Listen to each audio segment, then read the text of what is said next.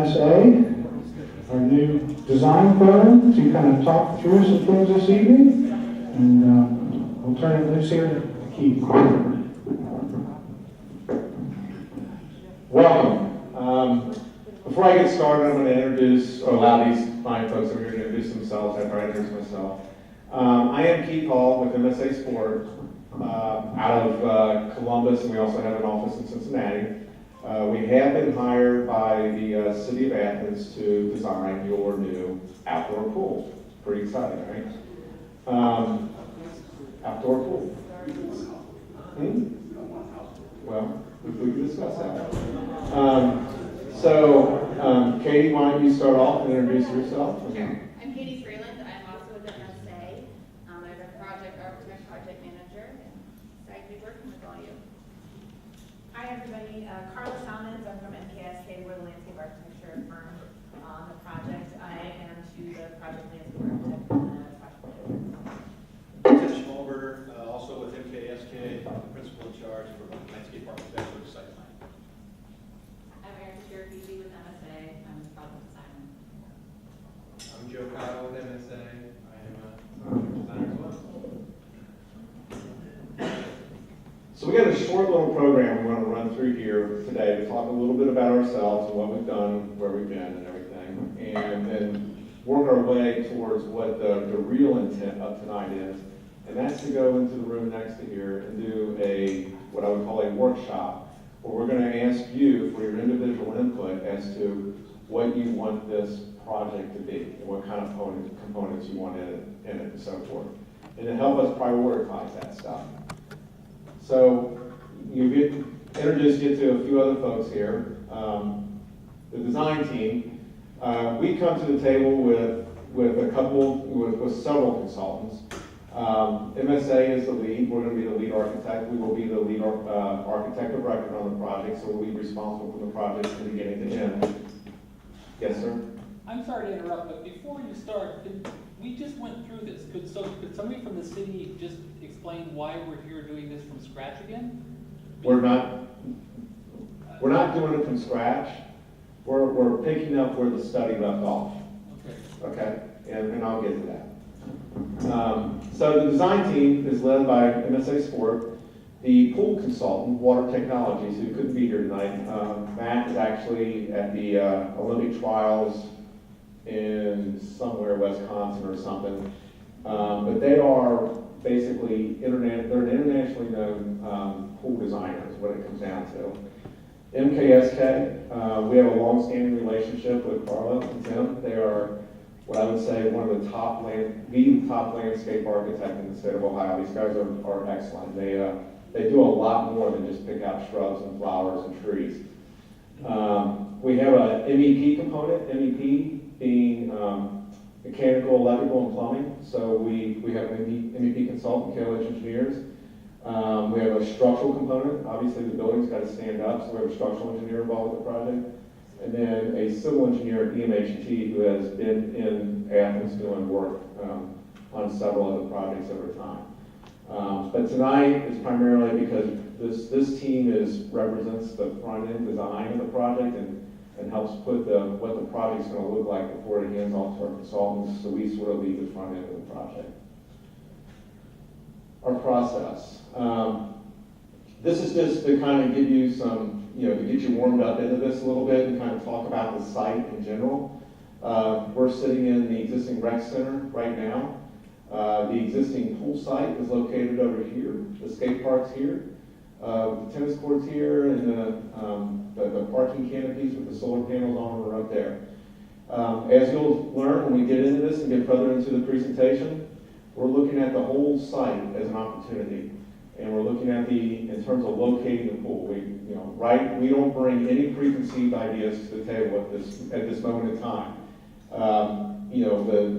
The straightforward message is to build a new pool over the top of the existing one, but there's several other things that need to be considered if that's where we end up locating the new pool. So tonight, we're in this first phase of the project, which we call a community engagement.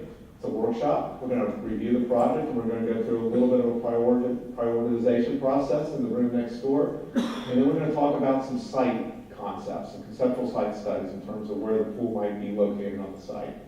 After we depart tonight, this team will go back, take your collective comments, and we'll start what we call schematic design or conceptual design. If you're not familiar with that, first phase of work, what we typically do, that's when we sit down and we sketch, and we just put ideas on paper based on what we heard from you. And that continues to develop and to a point of defining a design. We put a number to it to make sure it meets the estimate. And at the end of that phase is when we'll probably post some things out here in the lobby to show, we'll have renderings and stuff like that and plans. And so you can come up and look at them, and then we'll probably make a presentation to council if I'm not mistaken. So then from that point on, we'll go into design development, which is just taking those drawings to a higher level of technical expertise. We'll start bringing in our new key consultants to have them really start looking at some things. And then the big deal with that is really to get through that next level of design so we can validate the budget to make sure we're on track before we go and start doing construction documents and then throwing the project out to the street for bid and actually going into the construction phases. The schedule is quite honestly very aggressive. The goal right now is to have a new pool up and operational for next year's pool season. We have a lot of factors throughout this whole process working against us, especially during the construction phase. The biggest factor there is going to be weather conditions. We're not building this pool necessarily at the ideal time. We're probably going to start with some site clearing, some demolition work, hopefully in September, October, and then start to see the pool start coming out of the ground starting after that. And as I said, that's very, very aggressive.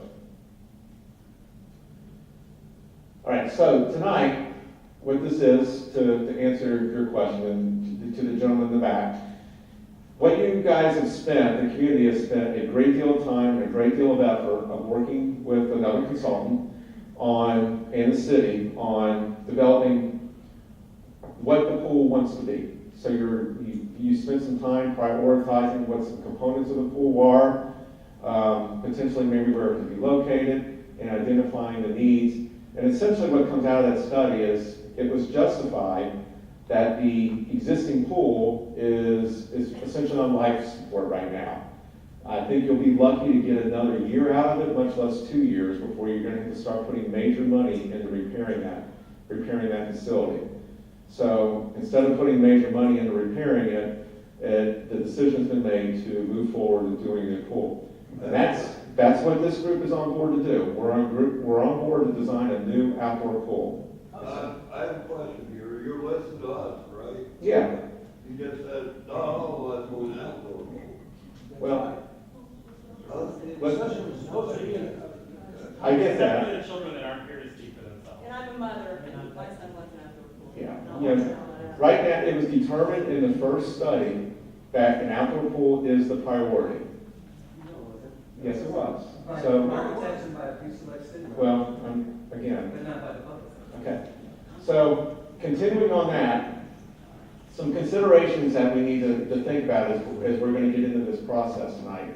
And we are here to talk about an outdoor pool and an outdoor pool project. Shallow water and zero depth entry.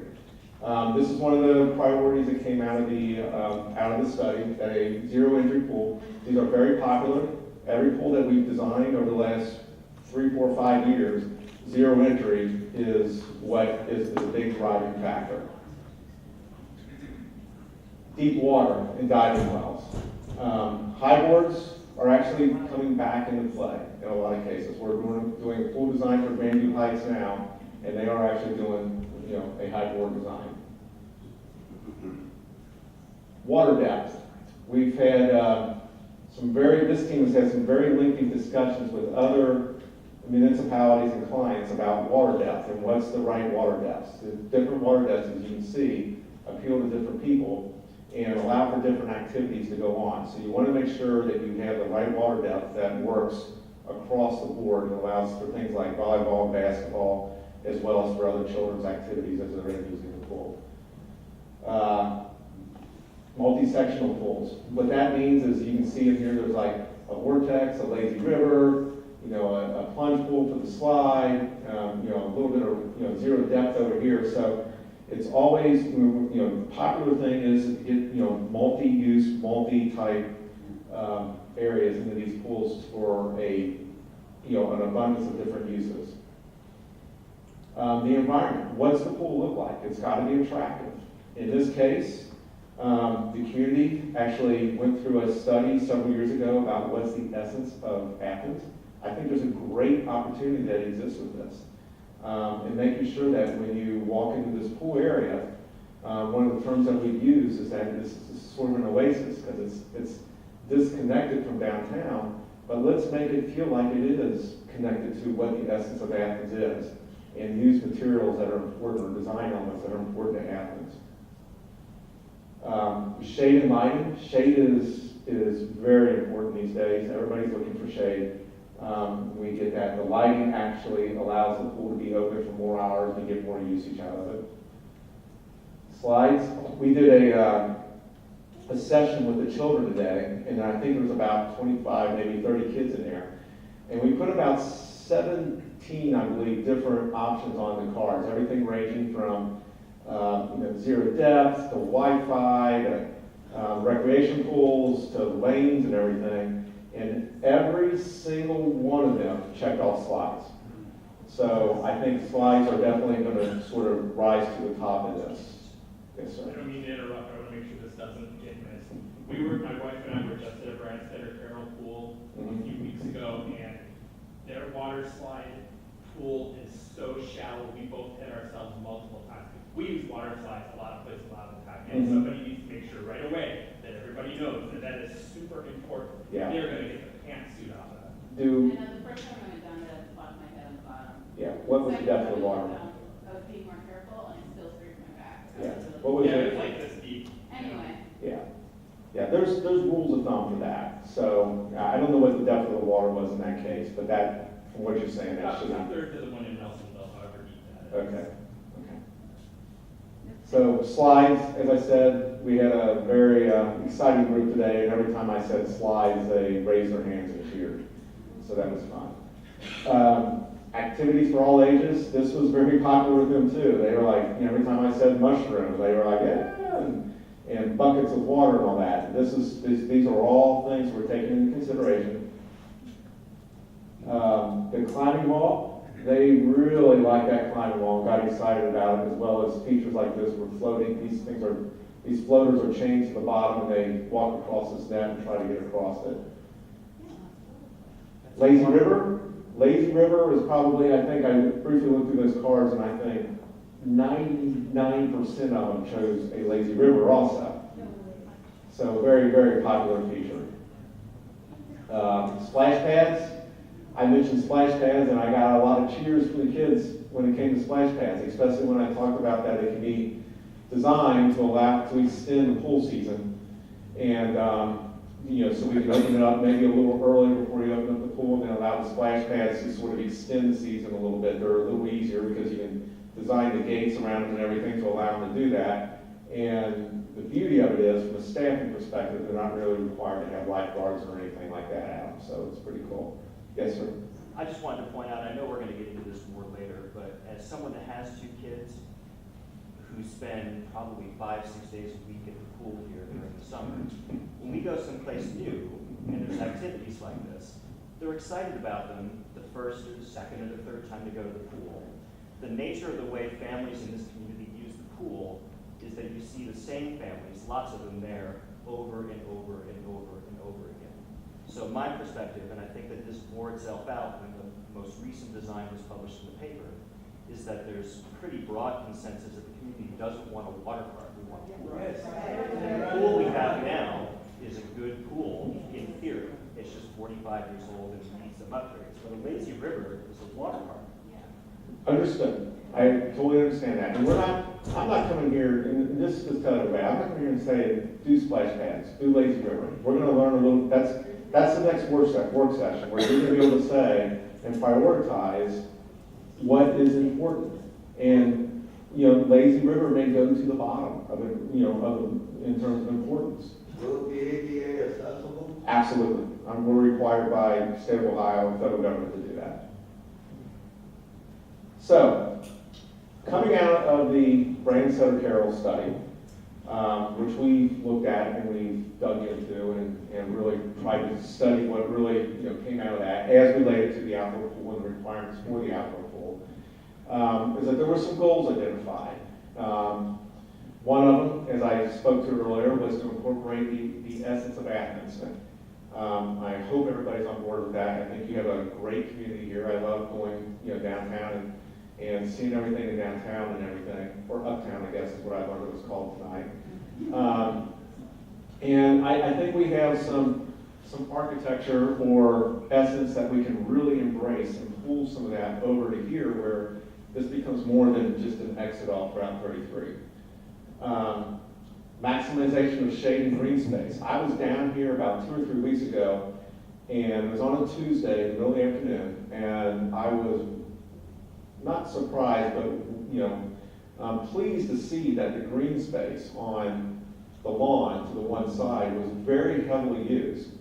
I saw a lot of people just spreading blankets out there and using that green space. I got 2 people here that's always arguing for more green space, so finally we got a project where we can really embrace that need for green space, I think. Athens is a community about progression and embracing sustainable design. You got solar panels over here that's covering the cars to collect energy and everything. So we're gonna make every effort we can to embrace sustainable design and making sure we're doing what's responsible in terms of green design practices. Obviously, durability is a big deal, and longevity is a big deal. So we got to design a very durable, cleanable pool that doesn't require necessarily a lot of maintenance and a lot of issues to take care of over time. And that's really specific to the pool building. We do have the issue with the floodplain back here that we got to build in, so we're going to have to figure out whether or not we're going to build down or build up as the building is built up out of that. So, but we can build in it. We just have to do special precautions with the building if we build down in it. And then something that's always important to me, especially, this is what I look for when I go to the pool.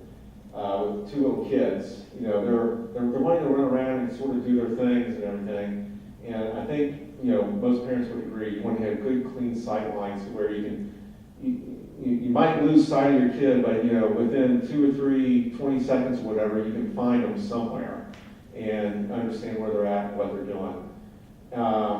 And then maintain some segregation of activities by age group.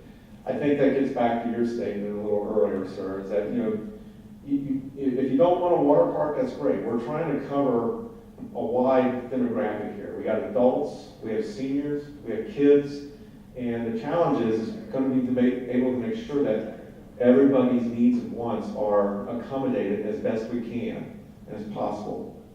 Yeah, I just want to say, I know that we're going to get into this over there, but what I'm seeing here, I'm not seeing what it is that I love about the pool we have, which is more than 4 lanes, or hopefully we could have more than 4 lanes. And I'm concerned that kind of the whole rest of the pool's going to be taken up with stuff, that big deep end where people can kind of just swim around without any activities or anything like that. For me and my older kids or grandkids, that's a great spot in the pool, and I'm a little concerned about what I'm seeing here and seeing that go. I don't know how anybody else feels about that, but I would ask you, great. the beauty of this pool, from our perspective as we see it, usually what we get is, and usually as we go into this next work session, this is a restriction that we typically have on pool design. Usually what we get is, we get a postage stamp of a site. Think of Nelsonville. And you can only put so much on there.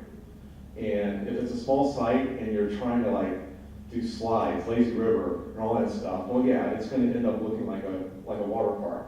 The beauty of this is the site can grow. And as you're going to see as we get into some of the site studies we did, we have the ability to grow the site a little bit, to allow it to spread out so that you don't feel like you're completely on top of each other, and allow these pools to be the right size. With Grandview Heights, for example, up in Columbus, we went through what they did and what they had us do. They really challenged us. They had an existing pool, and that existing pool had been in place since 1930 something. And they were emotionally connected to this.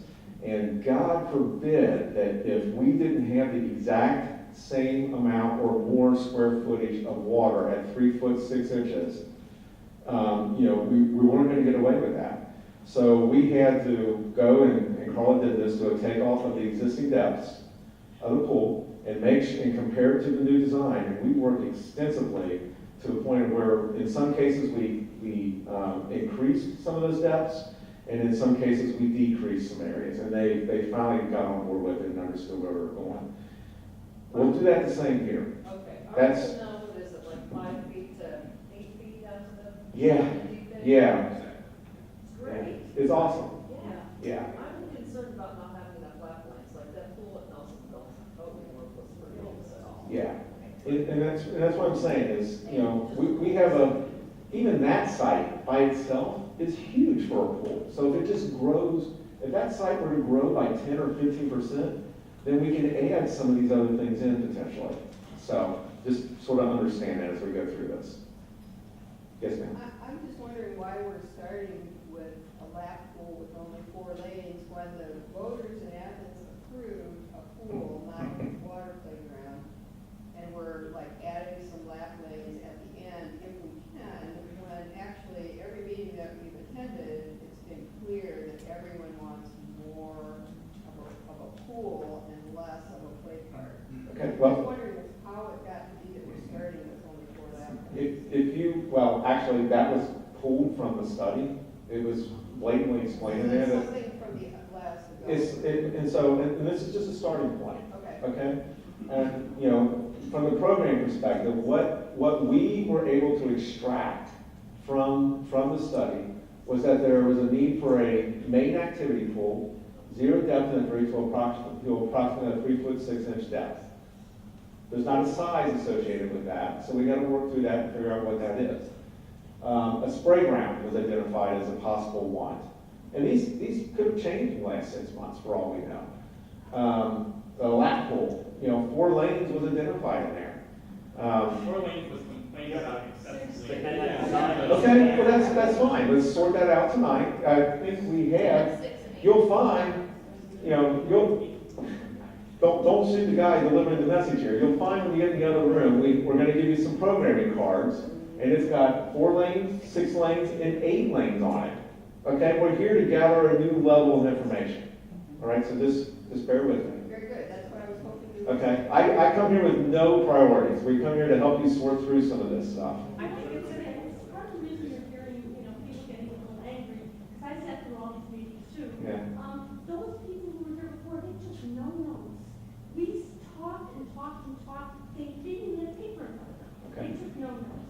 So we are very frustrated, and we kept saying, not 4 lanes, that's not enough, and to see it out there again, that's why you're really frustrated. I'm not up here to sell our firm by no means, but They had cookie cutter plans. Yeah. And Okay. Mr. Swearingen over there did a lot more research probably than we did. All right, but as again, I'm not up here to sell our firm by no means, but, from a culture perspective with our firm, I'm not allowed to walk in and just say, here it is.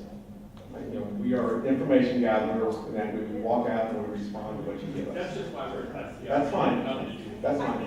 I Just give think me a it's chance. very important to remember, we have drawn nothing as far as plans are concerned. No, but I think we want to point out that most of the people in this room think the study was a bad study. So starting with the assumptions from that study is a bad idea. That's. We're not really. And I think that that's very valid. Yeah. I was just gonna say though, we're not starting from scratch. We are starting from scratch, but I need to, there were some things that came out of that study, right or wrong. We're going to use it just to sort of remind you of what came out of it. We've added stuff to these cards that really isn't on here. Okay, so just bear with us. Water slides, as I said, I know you don't want to, a water park or anything, but You know, I had 25 kids over there, like jumping up and down every time I mentioned a water slide. Did you tell them great big lap pool? Is that what They, well, I mean, I'll be more than happy to share the cards with you. They knew what a, you know, lap pool was with lanes, and several of them checked off on that. Good. So, Well, that's cool. I Yeah. mean, little kids want one thing, but a lot of adults want something else.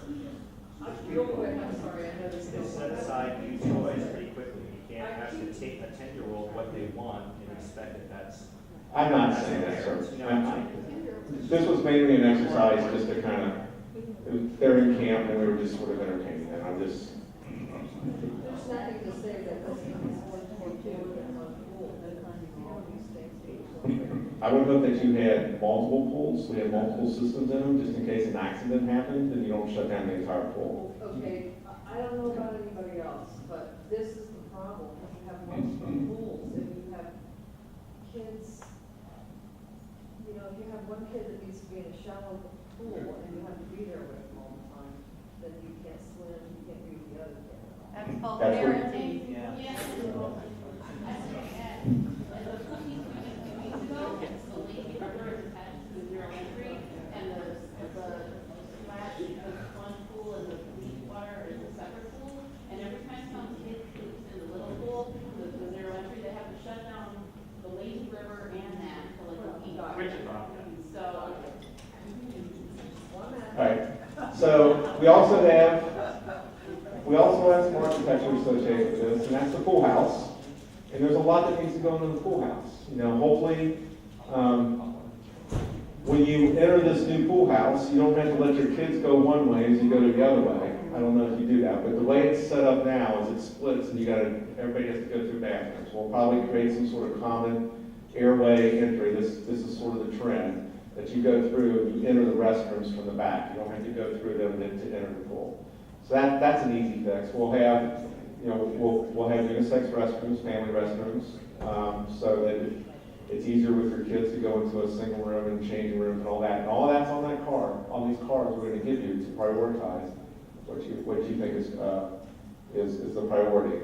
And then side amenities. You know, I mentioned the grass area and shade structures, and obviously some additional parking potentially if the park tends to grow and so forth. And then I've been mentioning Athens. This, I don't know how many of you are familiar with this study or not, but I would say it's very well done, and I would commend your community leadership for going down this path, because you know community branding is, in my opinion, from a design perspective, is an important thing, and understanding how to embrace that and understanding what it means is amazing, because it can impact so many things.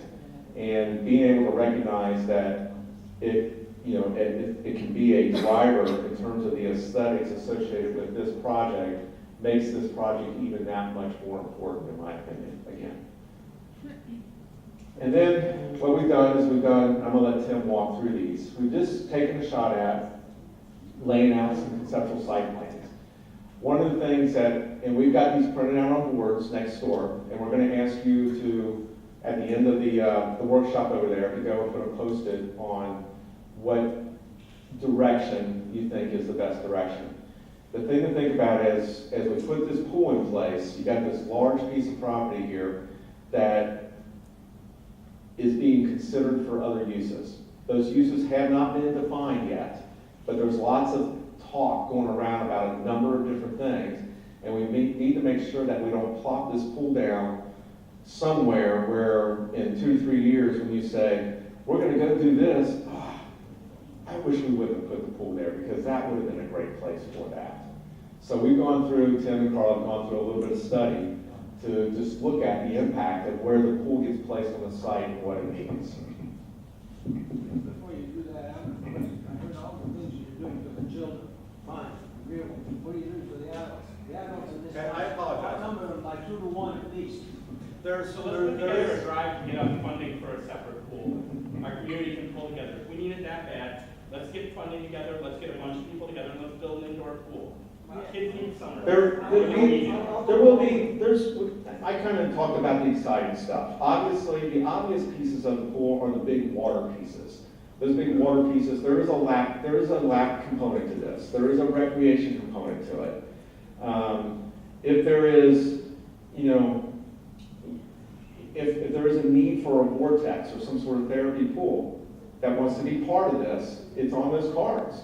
Put it on there. Let's, you know, we're just trying to prioritize to see what are the most important features going into this. What you have to understand is the city only has so much money to spend on this, and we're under obligation to design to that number. And so we need to figure out what things out of, call it 20 items, what things creep to the top. So we make sure we get those in, and then let's say, if we get to the point, the next line item is a lazy river, then we show potentially maybe that lazy river as a future thing and where it could potentially go, and we address it then. But we need to identify the priorities that fit within the budget. I have a question. Did you say a therapeutic area? Therapeutic? A therapeutic area is definitely on the list, but again, you know, if only 3 people vote for that, then and everybody else votes for something else, then that creeps to the bottom. My big question is, I'd love to have an indoor pool, a year-round facility. That is, as Tim walks through this, in some of the considerations for the new pool, we have to consider the potential of a future natatorium. Okay, but it's not part of this project. It's not part of this outdoor pool project. This team has been brought on board to design an outdoor pool. As I said, the one that's over there has only got a short life left to it, and we need to address that. Well, why would we go ahead and build another outdoor pool? What we really need here is an indoor. Because the outdoor pool, quite honestly, it's dying. Let it die. And then build. That's not my decision. You got one at the university. You keep mentioning Randy, do you have any pictures of like a pool that you've already designed that's maybe got some features, but it's not too gimmicky, and that would, you know, I kind of like to see what's already been done sometimes. Okay, well, let Tim walk through this, and I think I do have some of those slides that I can pull up from the kids' presentation. Okay? Real quick. And from a site planning standpoint, when we looked at the park and the entire park, the idea here is there's relationships that we want you to think about, because this will influence where the outdoor pool goes. Option A here, as we kind of termed it, basically puts the pool in the exact same location, you know, as it is here, today in this area. And these maps, they're very simple over top the aerial. The kind of the brick red color are the items that are in this project program. The yellow elements are elements that are in a future program yet to be determined, but they get influenced by where we put the pool. And so with if a park that has all these elements in it, there's not great amount, there's not a great amount of large space left in it. There's certainly some areas that will require moving elements around, within it. But the whole idea here is you'll see 5 schemes, and we'll go through them quickly here, and you'll get a chance to look at them up close next door and put notes on the parts that you like, either a plan or even mixing plans. Like if you like plan A with plan E, certain components, you'll get a chance to leave that note. And the reason for this is we're looking for preferences here. Now, granted, there's price tag differences in all this stuff, but you'll see where in some of these schemes where we'll actually would be relocating existing other park facilities to put the pool in this location. But you kind of got to think out master plan wise. So this is taking a step back and look at the whole park and saying what's the long-term plan that this park could be developed. So we're trying to bring some organization back to it and are just trying to make sure that we don't put the pool in a location that scuttles some future expansion of whatever that may be within the park. So this will give you some ideas. And the other input that we're going to need on this is you'll see that we've located in these plans a place for a future natatorium. Natatoriums can be connected to the existing recreation center. They can stand alone. They can also be related to the outdoor pool. And so we're going to want that input from you as well, because we know that natatorium is certainly on your mind. It's not in this project, but we should at least start talking about the location of it, because it's critically important where you would put that structure, especially how you would operate it, how you would visit it, how it would relate to the outdoor pool. And I'll expand a little bit on that when we go through here. Yes, sir. I understand the hard position that you're in. We have to listen to city administrators. We're in theory working on the best interests of the public. It's, we've gone through this route to some degree initially with the previous consultant. It was largely pushed because there was a limited amount of revenue to begin with. That amount of revenue has expanded over the past year and a half process by about $2 million. The public put in their input and said, you know, we have 46 years of outdoor. We love outdoor. We like to have outdoor, but we also see the utility of indoor. You're dealing with a reasonably intelligent community here. They kind of feel like they've been throttled for the past year and a half by the previous consultant and the communication process between the city and the consultant. But the fact that they, as the people who are actually putting the bill, maybe not writing the check, but the people who are putting the bill, had 2 meetings of an hour and a half to 2 hours in a 6-month process, and they feel like they're kind of getting funneled into the same type of a process again. They were so disenchanted with the process before that they lobbied city council to make sure that a natatorium was not discounted from whatever would be built first. And city council included that in the measure in ordinance so that it was part of the options. And what I believe they expect to see tonight, or at least somewhere at the onset of this process, where you enter the process, is the options. And yet, they've also already been told in an hour, less than an hour there, the natatorium is not part of this phase. It is phase in the first place. Phase is been discussed in the public in year and a half. But it's a secondary aspect of natatorium is that for certain, we got to go with an indoor pool or an outdoor pool, which is essentially what we were told last January. And what is happening is basically the public is dealing with, this is where you're finding the contention. Where most communities have a process that goes on for months with the public, and you're sitting down at dinner plates and meetings that are even before the contractors or before the consultants are put in. And I know, Paula, you're going to want to comment on this and throttle me real quick. But throttle me before I'm finished, go ahead. Sean, as you said, we're 50 minutes into it, 10 minutes will break. You have their ear and they have your ear for a year and a half, 6 months, whatever. The public has their ears, and even your ear for a very limited time. I'm not debating with you this evening. I want to share with everyone that yes, we engage. But you love to interrupt and not let me finish my point. You made your point. We think we got it. It's not their decision. No, they're between a rock and a hard place, and they're constantly being pressed to go for a minimum cost pool that is real quick, down and dirty, 3 months open and closed, low maintenance, low cost, doesn't serve the greater community good 365 days of the year necessarily. I personally believe there should be both an indoor and outdoor pool, and I think it's a lot of everything in this room.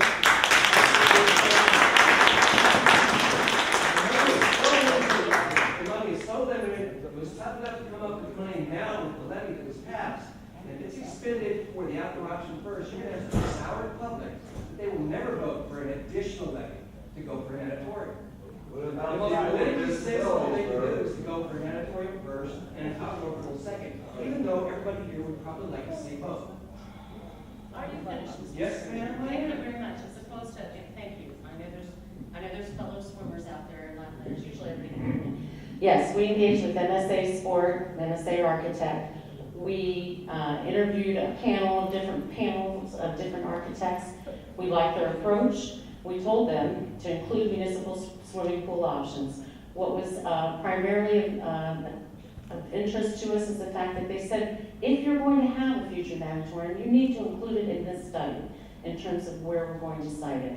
This is, we have said, and it's been said repeatedly, we need to replace the outdoor pool. They need to proceed with that. We're here to listen and get this input, and we need that. And the siting of this whole campus, and I don't even think you got a chance to go to it yet, farmers market, you know, there's a lot of things happening on East State Street. This is all going to be considered prior to determining where that site's going to be located. So, what about people with disabilities?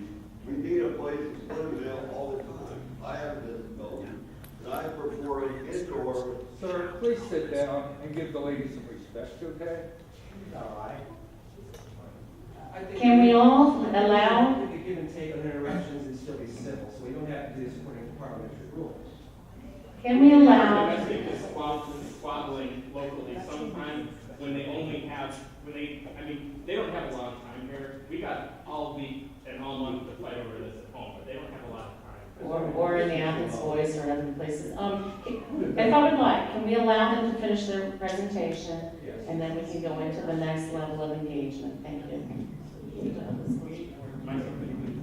Okay. Let's go through these options here so it kind of get your creative juices flowing as far as locations.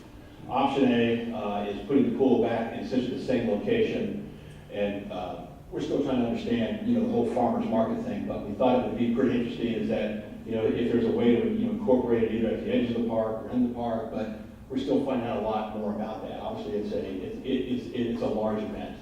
Some of the yellow items on here, this is one possible location for a future natatorium. And this is where you want to talk about adjacencies.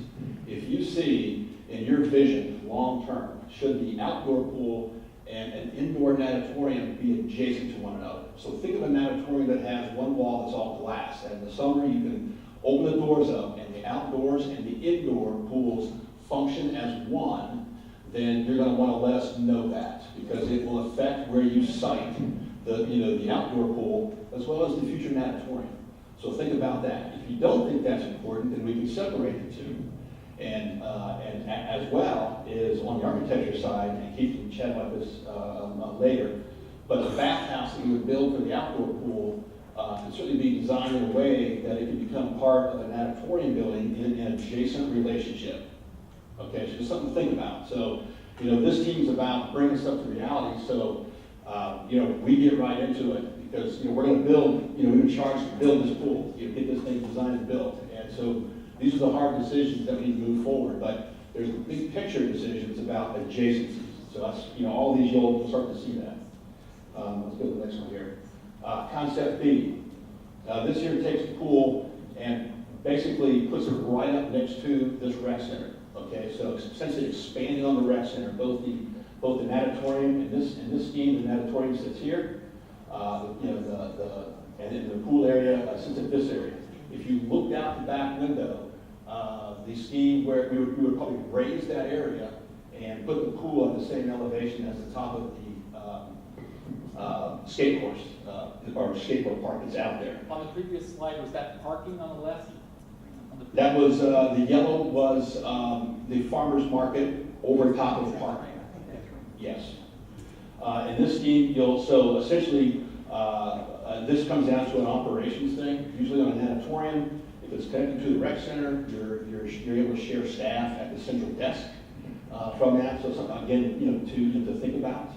The pool, you can also, with some of the glass that comes off the building, or even new glass that's added to the back of the building, you could sit inside and then overlook the outdoor pool. So something to think about, something to kind of dream about, going forward. In this scheme, we expanded the parking by another bay and put the farmer's market essentially in the grass field that would be left where the existing pool is. The things in all these schemes, the point we like about the pool being not in the existing location is that it buys you flexibility in case you have a poor winter, poor construction season. You can open your existing pool one more season for maybe the first month or two if we're late on it. But that's purely Mother Nature dependent. The tennis courts obviously are in dire need of a redo. And then we had shown moving volleyball over here, trying to make this area a little more passive. Versus kind of an active right next to to passive uses. Certainly, this is the old ball field that's existing dog park. Going to Concept C.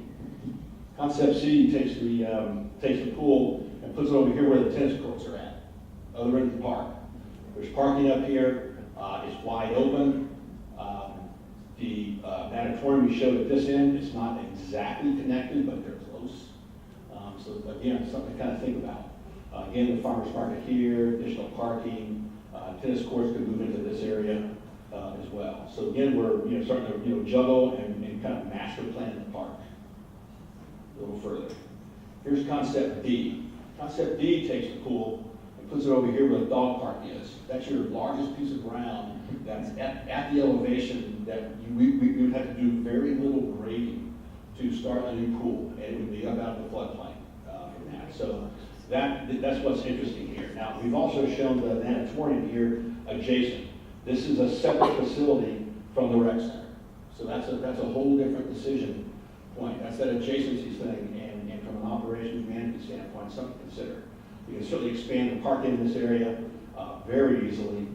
There's plenty of room. We had some concerns about smells with the treatment plant. We've been here a couple days. We've not noticed it, but on the other hand, that's something that we need to discuss with that. So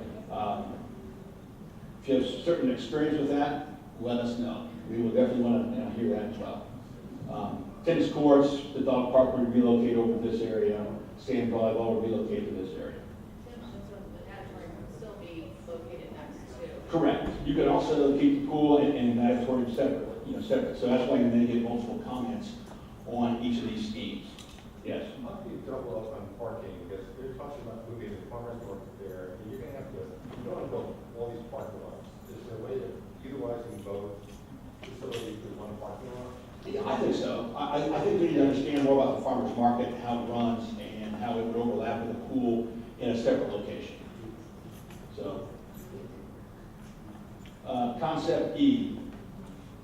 Concept E takes pool and essentially slides it a little further, to the south from where it's at. When we're up against this area, the natatorium again and bathhouse are separate. So it's essentially back in the same location, but the natatorium is detached from the recreation center. And utilizing existing parking, you would probably add at the end, certainly add parking in this area so that as this facility would operate on its own, it really wouldn't impact the parking in this area. Tennis courts would get resurfaced, future relocated dog park. Maybe this is the area for the farmer's market, which is your biggest area on this particular parcel. Parking can certainly be expanded, in this area to take care of that.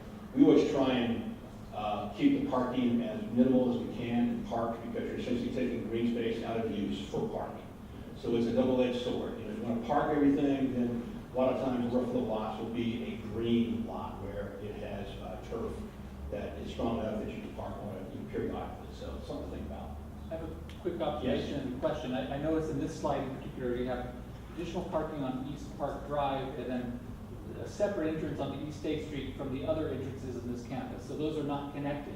No, but are you being given any constraints by the city regarding traffic flow? No, but I'll tell you. Why not? Well, we didn't draw it, but and your point is about circulation, and we had a scheme that we had thought through, but we're reluctant to do it, is to connect this with a loop drive into the park.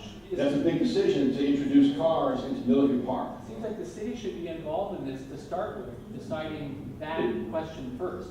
It's not really a matter of our opinion about where we'd like these things to be.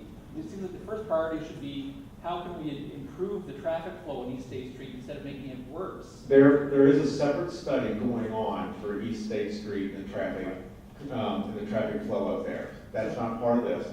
But there is an idea, there is a consideration as we go through this, and there's a belief from our perspective that where these components go or overrides where that loop road would go. Once we decide where these things might go, then we sort of draw that line in to meet where these other components are. Well, the larger picture is that East State Street's a mess, and it seems like it should make it better instead of worse. And so, well, there's a separate. They're in the midst of a separate study on that. But that should come first. We are, bear with us. At the same time that he's incorporating the farmer's market, so is Parsons Brinkerhoff on East State Street, 33, interchange, pool, roadway configurations. It will be aligned. Okay. And it will probably primarily be driven by trip generation and anticipated future trip generation. Okay, thanks. And we recognize it. Right. So, believe it or not, there's one thing another, which you're not, this road disappears and there's another road created in terms of better access. Thanks. But Paula, you know that when I came to the farmers market meeting and spoke, not only my concern, but even some of the farmers who were there. And so I think the folks here, if we're being asked to consider these plans, I'm with Mark, if you haven't made a decision, I mean, it was pretty clear. I'm just astonished that we're still talking about the farmer's market because the ingress and egress out of this particular driveway now, coming off the freeway, no matter what changes you make, for those of us who live in this neighborhood, it is virtually impossible to put a farmer's market and have that ingress and egress here. It can't work. I mean, I go to the farmer's market every Saturday. There's too much traffic. So in fairness to the rest of us who have to make a pool decision, or at least locations of pools, it would be, it seems to me like putting the cart before the horse. It seems like we're kind of wasting our time discussing that without fully knowing about the city and the logistics of the traffic situation. It's actually like a coalition of everything at once. You know, we're under design for US 33 interchange. At the same time, it's my understanding the farmer's market is about to completely re-engage and determine the location. At the same time, we should be able to do this together. And I would contend, and I'm former Mayor Abel somewhere, Geotech might wind up driving in costs of the actual pool location because of the floodplain and the soils here. But they wanted to offer this, and this is part of the municipal swimming pool options component that says if we're going to plan for a future natatorium, we should do that now. Well, but don't forget us at the East Side Gardens, community gardens. You know, it's not been shown anywhere on here, and we do exist, and we're right there. We haven't touched it at all. Yeah, No, That's not the community gardens. No, that is not the East Side Community Gardens. Yes, We're right by the freeway. Right here, Yeah. Just so you know, you looked at all the schemes that Tim's presenting. We never touched anything in this area, because there's a memorial gardens and everything in there. And we really never got into the back zone area. So we're trying, we know those things are out there, and we're trying to leave them as is because they're deep rooted. Right.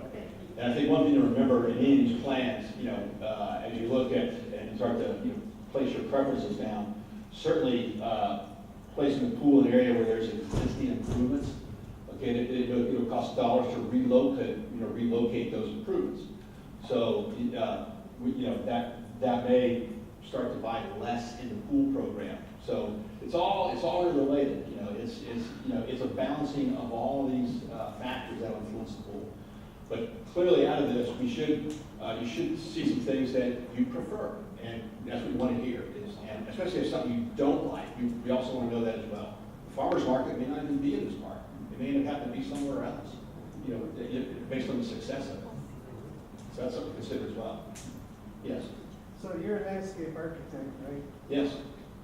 One of the other things that concerns me, and is we have all these really great trees here. Oh, yeah.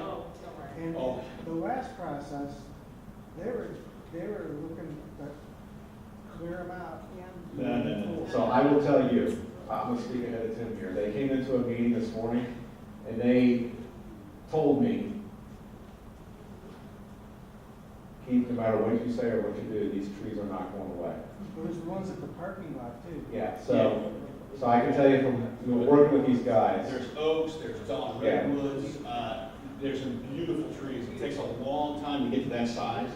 So we'll do everything we can, no matter how aggressive this program needs to get, for a long-term plan for the park. They laid it out today. They're protected. Yes. When we look at the materials next door, will there be some indication on the different plans? If you cite it here, you're going to lose availability of pool materials because it's going to be more expensive to deal with the site. So we can weigh that, or we're just supposed to conjecture?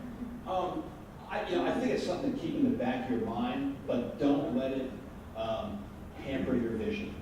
Okay? We know there's a budget, but it's going to be our job to try and buy you as much of that program as possible, that budget. Clearly, these locations will have different factors of cost in it. But at this point, what we try and tell people is don't hamper your creative vision. Okay? If you think something is better, then speak it, and we'll figure out a way to achieve it, even if we have to phase it or whatever. But that's the goal. Yes. Can you put it over like one of the first options over down there to the right, like over there? Okay. Gotcha. Okay. Because just over there is a mall Yeah, we would probably plant the bejesus out of that with plant material.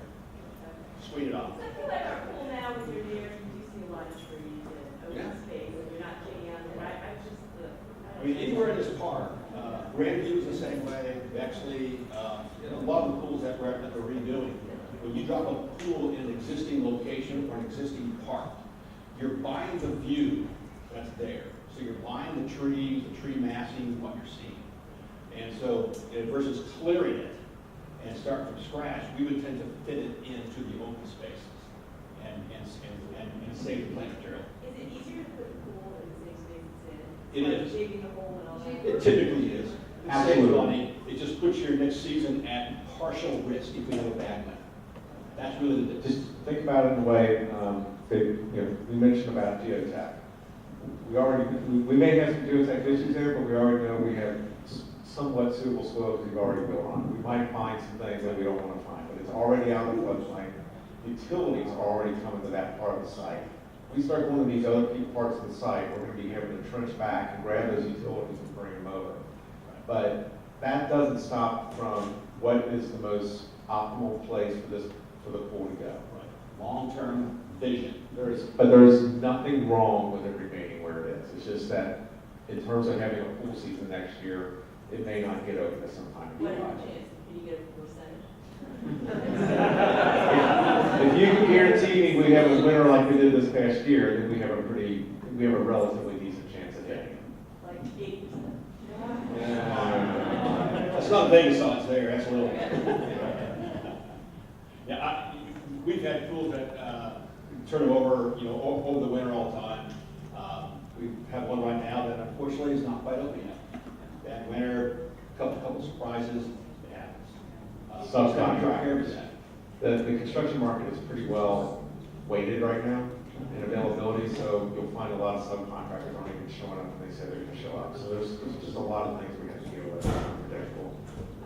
But I can't stress enough, just try and think vision, think long-term, especially when it comes to a natatorium, either adjacent to a pool or not, and where it's connected. Because we think that's a huge factor in what we do with the current outdoor. So, Tim, you've gone through. Yep. Okay. So we want to get to moving into the work session next door to the workshop. So I'm going to ask Katie to run through the process for that. Yes, sir. I just want to point out that what's very significant to me is that only since he's been talking has there been an affirmation that a moratorium is even in the plan. Well, that's what I said. Well, that was very significant. Yeah, thank you. I would like you to know that. Okay. It's like, wait till we get there, right? It's coming. Okay, so we have taken some of the program elements that were previously established that we've heard that you may or may not want. We've added some additional program elements that we thought you might still want to consider, like a 6 or 8 lane lap pool. And we've developed a set of programming cards. So what we're going to do is we'll divide you up into groups, and we're going to go next door. And you have a whole stack of cards. Now, the reality of this is there are certain parameters that we have to work within, and we're going to ask you to do the same. And it usually comes down to site area and budget. But on this one, we're going to really focus in on the budget. So every card has its number associated with it, like its price, we're going to call it. But it's a generic number or unit that we've calculated out. So you need to go through these cards, and you have a budget of $300. How much you can spend on the program for your pool. We've included pool cards, we have architecture cards, we have landscape cards. You need to start making decisions about what should be included and what shouldn't be included. And you can only spend so much. You can only spend so much, and that number is 300. So you'll have these scorecards as you go through and sort of determine what program elements you think is important to your group. You'll list them out here, and you're trying to aim for 300 as your budget. So what we'll do with this is we take it, we can establish priorities. If we all say it's really important for you to spend and focus on a 6 lane lap pool, and to us that means that's something that we really try to fit into this. And we'll have an opportunity at the end for the groups to kind of give their summations of what they come to agree in. And with that being said, it's important to know that we will split you guys up. So everybody's gonna be hopefully with people who have different priorities. So hopefully you guys can start to hash these things out and figure out what works. So, and this is, kind of a compromise that we're And we'll circle around and help you answer questions. Kate, can everybody just listen, because this can get a little complicated. Can you explain that we've already spent? Yes. So we have taken things like earthwork, just general project conditions, contractor fees, these things that we have to spend, and we have already spent these dollars for you. And they are listed up here at the top. And of your 300, that's already almost a third of your budget. We're talking about fencing, parking, stuff that we have to include no matter what. So those are required, and really, not really up for negotiation, but we want you to see where some of those dollars are going. So this is just an example so you can see what we do with this information. Once we have you all make the priority list, we can take it, and this is what we did for Grandview, very similar process. We can go through and we can say that 6 groups for Grandview said they wanted open water. So 6 out of 6, so that became a very high priority. Whereas, only 2 groups said that a top side was something that they needed to see considered. So this becomes our checklist, and this helps drive the program. So this is a really good opportunity for you all to start bringing some of these things that are questioned back up to the table, and make sure that it gets included. Any questions on that? I just have a comment. I'm a vendor at the Athens Farmers Market, and I would really like to stress the importance of us having retail space that's in visual of East State Street as opposed to being hidden back there for our sales. And so we don't make the money, we can't stay in business selling from the growth of the community. So we need to really think about us as a business, as a group of businesses that need to keep their sales high. And we feel like, some of us feel like being hidden because of our sales. And so if people can think in terms of keeping us in a place that keeps our visual of us, easy access, easy parking, easy in and out, whatever. It's going to be hard enough just to be right here next to 33 no matter what. So we just need to kind of, but we really would like to be here. And so this is a farmer, I need to have my sales as high as possible so I can control it. So I want to say that. Thank you. I'm going to give you one list helpful in on these cards. It sometimes works best if you start with the pool, only because those tend to be the higher dollar items. Yeah, and one more thought too. I would highly suggest you actually review all of the cards when you lay them out and really see what you're looking at before you start looking at changes. I have a question. You haven't addressed alternatives to chlorine, and is that in there? It's not in the cards. That really comes down to, because it's something that we will consider as we go through the project, but it's not something we're asking. If you have, generally speaking, most people don't have a sense for that. You're talking salt water versus chlorine, I'm assuming. And there's cost differences associated with those. If you have a preference for one or the other, just make a note of it and make sure it gets to one of us, just so we know that comment's out there. There's distinctive cost differences between both those pool systems, and so, we'll have to. But may I just comment on that, because I was really waiting for someone like Heather to do that. I've been swimming up in Mansfield in a saltwater pool all this summer, and the cost differences are always promoted by the pool designers and manufacturers as being so much more for a saltwater pool. And my cousin who designed and built this pool said, not true, because overall, and if you're talking sustainability here, the amount of money we will spend on chemicals, and we do spend currently on chemicals, is far more, and it's much more dangerous. So I just like to. No, I agree with that 110%. You're absolutely right. It's more money in up front, but to realize your savings takes a number of years to pick it up in terms of the chemical and everything. So one of the issues with municipal projects such as this is you only have so much money to spend up front. So you may not be able to afford, that. So, but like I said, put it on paper. Make sure we've got it. Since we've had a discussion, we're not going to forget about it. And maybe it comes down to a decision between doing a lazy river versus doing a saltwater pool. And then we got to ask the guys who are operating it whether they want to get into that too. So.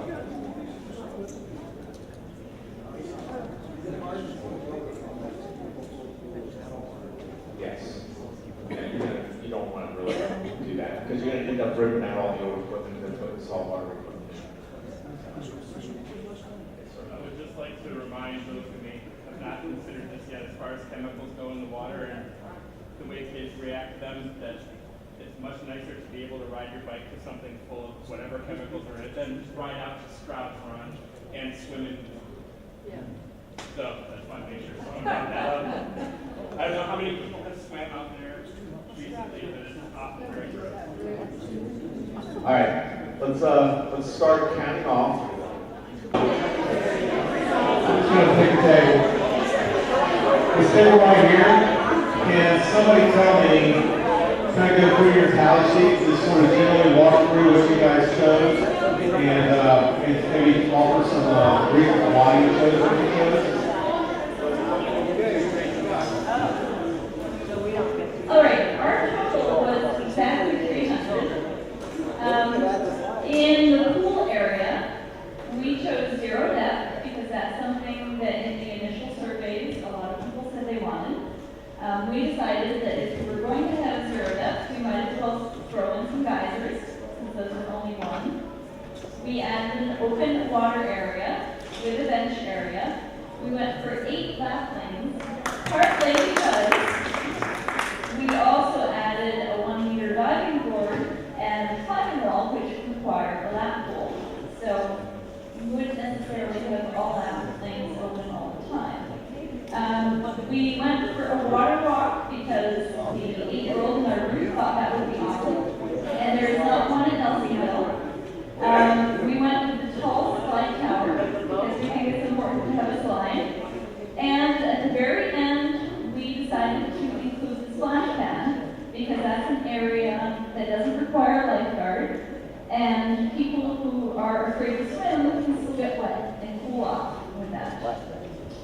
In the landscape and deck area, we went with Wi-Fi because that doesn't cost anything. We added a bike rack. We're required to have a PA system. We added trees, a lawn area, chairs, a shelter house. We initially had night lighting, but in order to put the splash pad in, we took that out. We also considered that if you have night lighting, you have to pay a lifeguard to be on duty. So that's an added expense there. And we went with a shade trellis rather than canvas sails because the shade trellis should have longer durability and is better investment long term. In the architecture, we had to have the admin and the storage area and the guard room. We went with concessions, restrooms, a set of family restrooms, and changing rooms. And that brought us to exactly 300. Thank you. How about somebody from this table?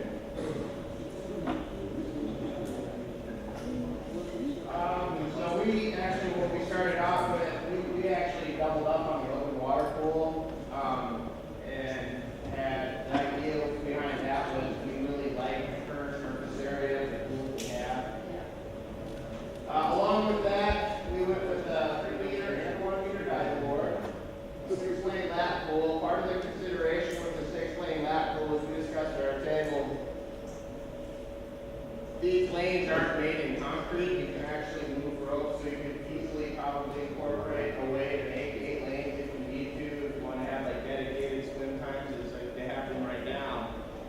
We could start with 8, and then that we really, again, our main consideration was just the surface area of the pool and kind of having enough deep water similar to what we have now. The climbing wall, and we also went with the pot pool just to sort of have that sort of differentiated area for kids so that they still have pretty much what they have now.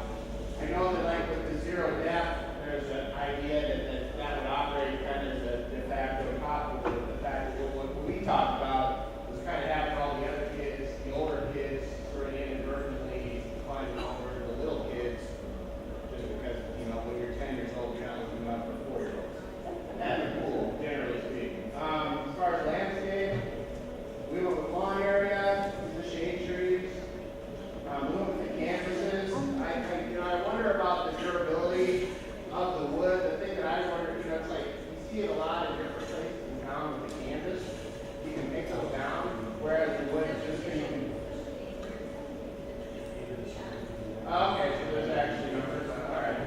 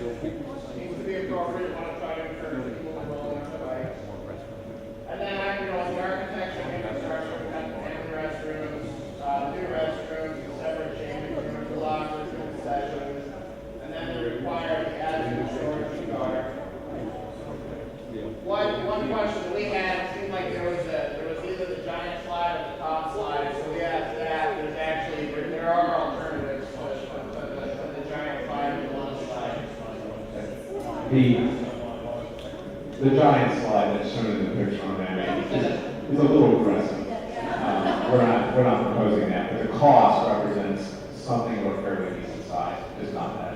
And, so the intermediate slide, and then we came in at 252. Under budget. Which would actually, I mean, it would also, hopefully, if we're coming under budget, I guess it's the plans to see for the other, like the net boarding and all that kind of thing.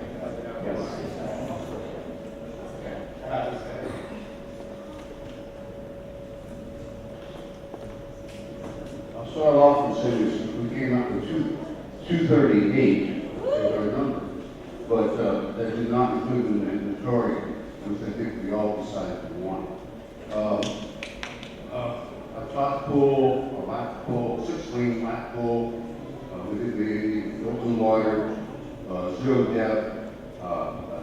We thought we could use 2 diving boards, both 3 and 1. We voted for a climbing wall and a vortex. We think the bike rack is important because we need a lot of bikers around here. We do have a bike path that goes right up to the area. We definitely need parking. We don't have enough parking as it is. I think we need a night area, but I don't know if we need it every night. Maybe a couple times a week, something like that, and it would be up to everybody else. I think trees are definite. It allows for the shade, it also gives the ambience. I don't know, we didn't go for a shaded area at all, except for the trees. We do want lawn area, because it's nice to be able to lay on the lawn, even with deck chairs and everything else. It's comfortable to take a beach towel and lay on the lawn. Chairs in itself, the deck chairs are very nice because it's a little more comfortable being on the ground. Architecture, which you need administration building, you need storage, you need a guard rack, a guard thing, restrooms, I have restrooms, changing rooms. I think changing rooms are definite because not everybody's going directly from the pole in the swimming rooms. Family restrooms are very nice.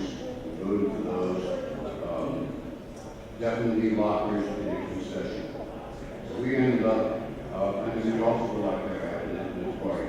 We know I myself. It was our number was $1,000 because we got more encouraging. Just to give you some idea, the points that were on here were 300 points, was based on $6 million. So an auditorium is probably pushing at least $6 million to $8 million, so your point count goes higher. So They do have, like, Indiana, where they put a mobile over there. Yeah. And then some of these items keep very high maintenance. And unfortunately, a lot of public planning, we tend to build things and don't worry about the maintenance costs over time. Is your planning going to include that? Just, some of the stuff is going to break really fast. And it's going to require storage and blacktop sealing, all this sort of stuff. Everybody owns a house knows this. And, we need to minimize maintenance. So like on the building, for example, some of the things, I always use this example, we design a lot of fire stations too. And if anybody here is familiar with firemen, especially fire chief, they don't want any maintenance associated with the buildings. So essentially what we get into is, okay, well, certain materials require zero maintenance, correct? We believe, a painted concrete block, you're gonna have to repaint it eventually. It's 7 to 8 years, that's the lifespan of it. Ultraviolet rays and what they do to the building doesn't allow us to get into siding, and you want to have very few painted surfaces on the outside. When you get inside, a lot of firefighters will take, none of it's done at fire stations, so I apologize, but they'll like hang up against walls. For some reason, they always want to stand like flamingos. They want to put 1 foot on the wall. So what we do is, you go on one of our fire stations, there's always a wainscoting, like a plastic wainscoting that runs all the way around the wall, so they don't scuff the wall. So it always looks good. So we'll take the same approach with this, durable materials like the outside. You don't want to be over there having to repaint siding, all the time. But there is going to be certain maintenance items that are going to pop up between 7 and 10 years, and primarily the goal is to keep that, to keep that contained. That's the plan. Yes, that is part of the plan. The pool itself, the pool equipment, it's unpredictable depending on the how well they take care of it and everything. It can break down for a whole host of reasons and whatever. And then they're always sometimes, codes are constantly changing on the pool equipment, so sometimes they're going to go into upgrades. Yes. Just something simple in terms of maintenance, for example, we mentioned something in lockers. We were talking, those lockers have to be cleaned out. Somebody has to be going in there and seeing those. So we need to think of that type of maintenance too. That we're not asking for things that are going to have to be daily or, So like lockers are a perfect example. A lot of times lockers are on the outside of these buildings. And if they're metal and that paint gets chipped, then they're subject to rust. So there's a material out there called phenolic.